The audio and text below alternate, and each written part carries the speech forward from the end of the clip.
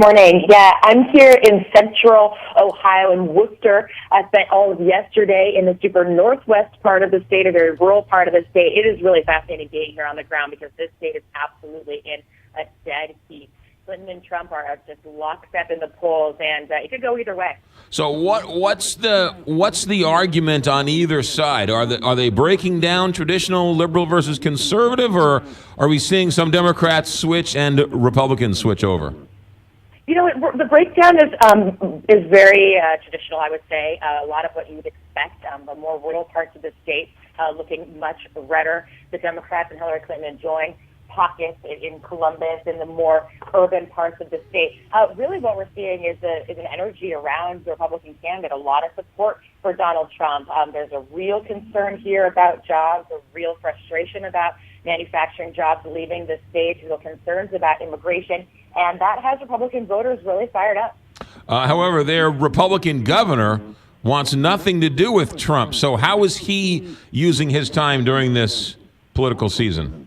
It's been really fascinating. You know, right now he's using his time not talking about the presidential race. He's campaigning for the Senate candidate here and down ticket, sort of folks on the ballot, congressional races, local races. He obviously wants to see Republicans still win here, but he's exactly right. Has no interest in supporting Donald Trump. That has been a tense relationship, to say the least, this entire campaign. And you feel that when you're in the cities. I would say, though, out in the rural parts of the state, there's plenty of local county Republican infrastructure that is working hard to get Donald Trump elected. MaryAlice Parks with ABC News. That picture of the two in the car overdosing on heroin went viral. That was from Ohio. How much of a news story is the heroin epidemic in Ohio, and how much conversation is that being had on the campaign trail? You know, that's been a constant conversation in, I would say, every single state I've spent time this entire election cycle, from New Hampshire to Iowa to Ohio. It comes up all the time.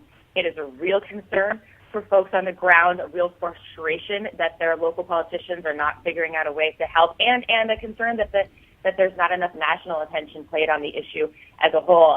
You're exactly right that it continues to be a huge topic for folks that feel really personally touched, hurt, struggling with this issue.